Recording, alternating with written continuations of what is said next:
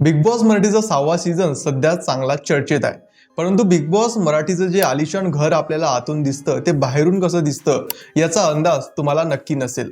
तर आजच्या व्हिडिओमध्ये आपण बिग बॉस मराठीच्या याच घराबद्दल बोलणार आहे आणि व्हिडिओच्या शेवटी बिग बॉस मराठीच्या 3 सिक्रेट गोष्टी तुम्हाला माहिती पडणार आहे. व्हिडिओ सुरू करण्याआधी माझ्या एका प्रश्नाचं तुम्ही उत्तर द्या. समजा तुम्हाला 100 दिवसासाठी एका घरामध्ये राहायचं आहे, त्यामुळे तुम्ही त्या घरासाठी जास्त पैसे लावाल की कमी पैसे लावाल? अर्थात तुमचं उत्तर असेल की आम्ही या घरासाठी कमी पैसे लावू, कारण आम्हाला फक्त 100 दिवसच या घरामध्ये राहायचं आहे, त्यामुळे आम्ही जास्त पैसे या घरावर खर्च करू नये. आणि नेमकाच हाच विषय रियालिटी शो बद्दल आहे.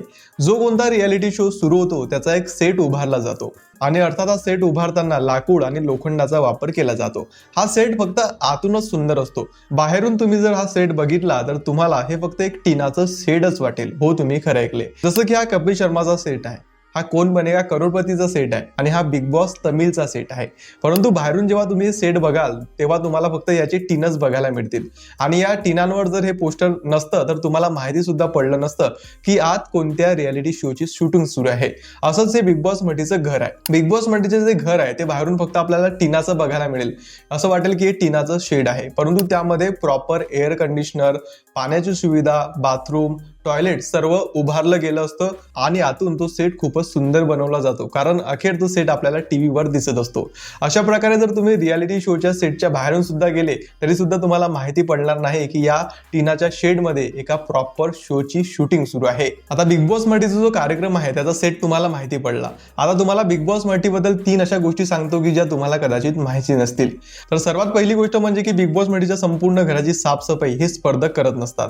जेव्हा केव्हा आपल्याला सर्व स्पर्धक एकाच रूम मध्ये दिसतात आणि त्या एका रूमची फुटेज आपल्याला टीव्हीवर दिसते, तेव्हा पडद्यामागे बिग बॉसची टीम येते आणि संपूर्ण घर ते साफ करते. जसं की किचन एरिया असो, स्विमिंग पूल असो किंवा संपूर्ण घर असो, संपूर्ण घर तेव्हा तो स्टाफ साफ करत असतो आणि आपल्याला टीव्हीवर फक्त सर्व स्पर्धक एका सोफ्यावर बसलेले दिसत असतात. तेव्हाच पडद्यामागे हे कामं सुरू असतात. दुसरं महत्वाचं काम म्हणजे की बिग बॉसच्या घरात स्टॉक भरणे. आता आठवड्यातून एकदा आपण बाजार करत असतो आणि बाजारातून आणलेल्या वस्तू आपण फ्रीजमध्ये किंवा किचनमध्ये ठेवत असतो. असंच काहीसं बिग बॉस मराठीच्या घरात सुद्धा होत असतं.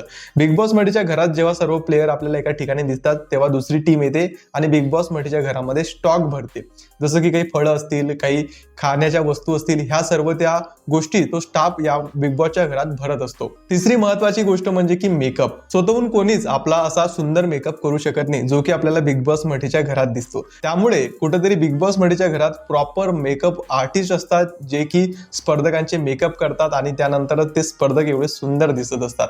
त्यामुळे मग तुम्ही बिग बॉस मराठी बघतात की नाही हे कमेंट करून नक्की सांगा आणि बिग बॉस मराठी तुम्हाला स्क्रिप्टेड वाटतो की अनस्क्रिप्टेड वाटतो हे पण नक्की सांगा. आणि व्हिडिओ जर तुम्हाला थोडासाही आवडला असेल तर व्हिडिओला लाईक करायला आणि चॅनलला सबस्क्राईब करायला विसरू नका.